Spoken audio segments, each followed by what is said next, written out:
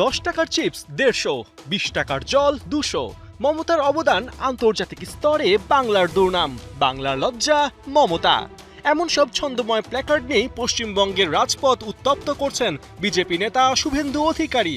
মূল কথা হলো বাটে পেলে কে কাকে ছাড় দেয়। যুব ভারতীতে মেসির আগমন উপলক্ষে যে বিশৃঙ্খলা, লুটপাট, ভাঙচুর হয়েছে তা শুধু ক্রীড়াঙ্গন নয়, নাড়িয়ে দিয়েছে পশ্চিমবঙ্গের রাজনীতিকেও। তাই মার্চে হতে যাওয়া বিধানসভা নির্বাচনের আগে মমতা ব্যানার্জিকে করা হচ্ছে তুলোধুনো। তবে আসল গোলা তো কারাগার থেকে দাগছেন মেসিকে আনার উদ্যোক্তা শতদ্রু দত্ত। পুলিশি হেফাজতে থাকা অবস্থায় স্পেশাল ইনভেস্টিগেশন টিমকে জানিয়েছেন মেসি পিঠে স্পর্শ করা বা জড়িয়ে ধরা পছন্দ করছিলেন না, আর এ ধরনের কাজ যেন না হয় তা আগেই দায়িত্বপ্রাপ্ত বিদেশি নিরাপত্তা কর্মকর্তারা জানিয়ে রেখেছিলেন। ওই সময় জনগণকে নিয়ন্ত্রণে রাখার জন্য বারবার ঘোষণা দেওয়া সত্ত্বেও কোনো প্রভাবই পড়েনি।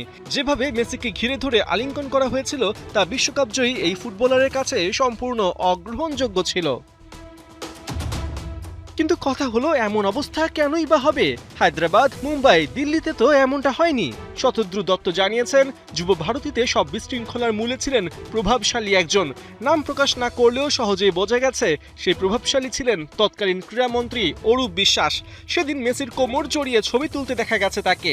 এমনকি নিজের প্রভাব খাটিয়ে তার আত্মীয় ও পরিচিত মানুষদেরও মেসির কাছাকাছি এনেছিলেন অরূপ বিশ্বাস। পরবর্তীতে অবশ্য তুমুল সমালোচনার মাঝে ক্রীড়ামন্ত্রীর পদ থেকে ইস্তফা দিতে বাধ্য হন। নাম প্রকাশে অনিচ্ছুক তদন্ত দলের এক কর্মকর্তা শতদ্রু দত্তের বরাতে জানিয়েছেন প্রাথমিকভাবে মাত্র 150টি গ্রাউন্ড পাস ইস্যু করা হয়েছিল। তবে যখন একজন অত্যন্ত প্রভাবশালী ব্যক্তি স্টেডিয়ামে পৌঁছান তখন সেই গ্রাউন্ড অ্যাক্সেস 3 গুণ বেড়ে যায়, যা পরে শতদ্রু দত্ত আর নিয়ন্ত্রণ করতে পারেননি। পুলিশ খতিয়ে দেখছে যে অতিরিক্ত সেই পাসগুলো বিশৃঙ্খলা শুরুর পেছনে ভূমিকা রেখেছিল কিনা। এদিকে মেসির সফরে খরচ নিয়েও মুখ খুলেছেন আয়োজক শতদ্রু দত্ত।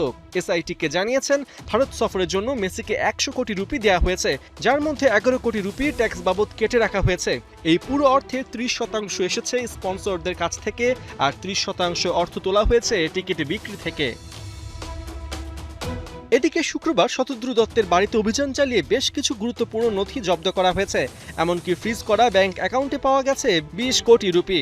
শতদ্রু দত্তের বক্তব্য, এই অর্থ তিনি টিকিট বিক্রি থেকে তুলেছেন। সব মিলে এখন অপেক্ষা 4 সদস্যের এসআইটি টিমের তদন্তে মূল হোতা হিসেবে কার নাম বের হয়ে আসে। পার্থ বণিক, ৭১।